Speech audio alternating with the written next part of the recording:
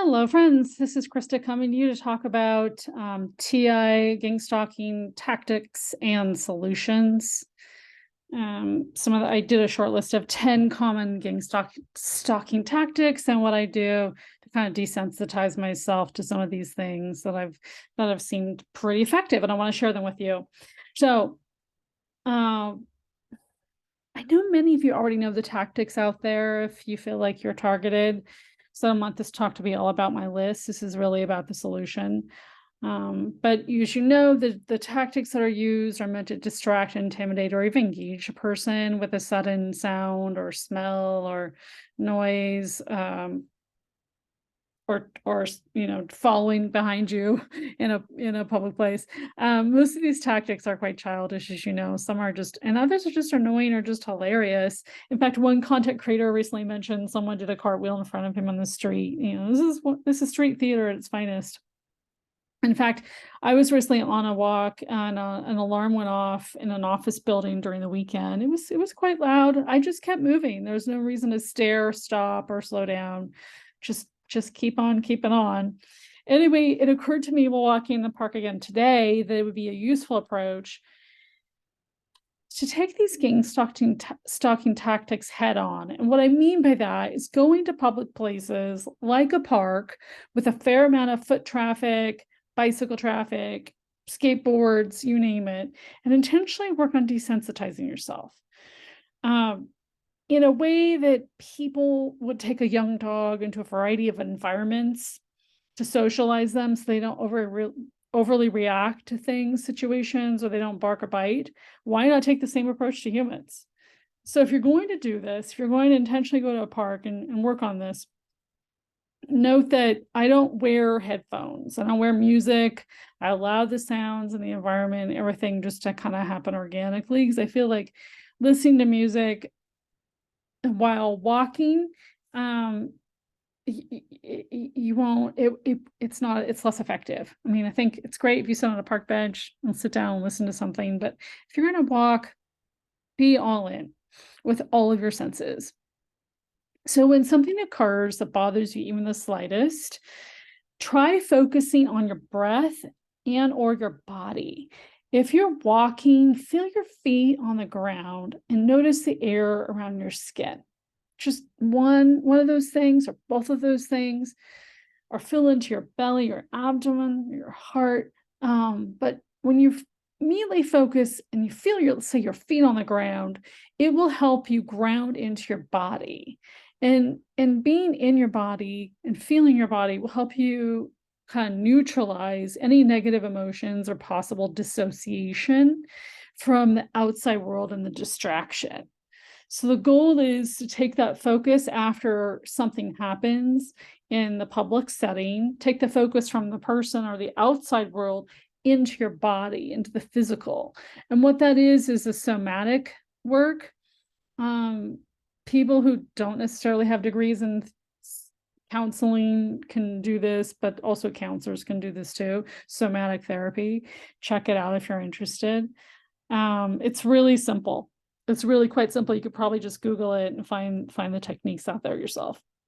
But you will see over time, if you do this, you will less frequently react to, say, a sudden sound or a sudden trigger from around you in your environment. So here is just a short list I created of 10 common tactics used by gang stalkers for TIs. Number 1, walk behind a person in public places. My solution is to stop and sit on a park bench. If someone's been following me for an abnormal period of time or just kind of keeping the same pace behind me, I'll stop at a park bench, or I'll stop and look at a really nice tree. Or if there's a river by me, I'll look at the river. Like, really just kind of enjoy and shift from possible annoyance into pleasure. So taking pleasure in the environment, feeling into the body, those things will help desensitize what's going on with another person. Number 2, they might cough frequently in loud places like church services, theaters, restaurants. Very common. You all know this. Number 3, color-coded clothing. For instance, bunch of guys and women on bicycles all ride by, and they're all wearing red and black, like, and they're not on a bike team. They're just all wearing red and black. Number 4, like the ringing of bells, like bicycle bells or sounds coming from behind you, a weird cell phone ringing sound, bells and songs, certain songs is, something that's used. Number 5, tailgating in a car. I mean, I know gang stalkers use this too, but tailgating is probably pretty common. Number 6, popping knuckles, snapping fingers. It's kind of obvious. Just to kind of get your attention, right? Number 7, look at what you're looking at a store. You might be in an aisle looking at something, they want to look right around the same vicinity or right at what you're looking at. You're like moving your grocery cart or you're doing something, and suddenly that person, like this just happened recently, like was like breathing practically on my shoulder. It's like, hello, do you want a date? Like, why are you so close to me? I turned around and immediately like walked away. So with people, it's theatrics. Number 8, spraying of scents and chemicals. I've noticed this a lot lately. They're spraying scents and chemicals, and they're not cologne and they're not perfume. It maybe smells like a little bit of perfume, but it's not really a good scent. Number 9, rev a car motor, drive back and forth in front of your home with loud kind of muffler sound or loud motorcycle sound kind of around your home, around your block.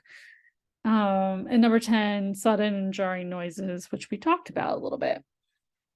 So I feel like most of these individuals have mental disorders that take on this kind of work, and it's really bullying on steroids. They seem to lack soul and are more like an animal in a human skin suit. I like this description from the Bible about certain types of individuals, and this could apply to the field of gang stalking, but it could apply to anyone. So this comes from Psalm 49, starting in verse 12. Nevertheless, man, though in honor does not remain, he is like the beasts that perish. This is the way of those who are foolish, and of their posterity who approve their sayings. Like sheep, they are laid in the grave. Death shall feed on them. The upright shall have dominion over them in the morning, and their beauty shall be consumed in the grave, far from their dwelling. But God will redeem my soul from the power of the grave, for he shall receive me. Amen. Well, thanks for listening, and I hope this helps you. And if you are targeted, my prayer for you is that you feel free and you enjoy your environment and your life outside the home every day.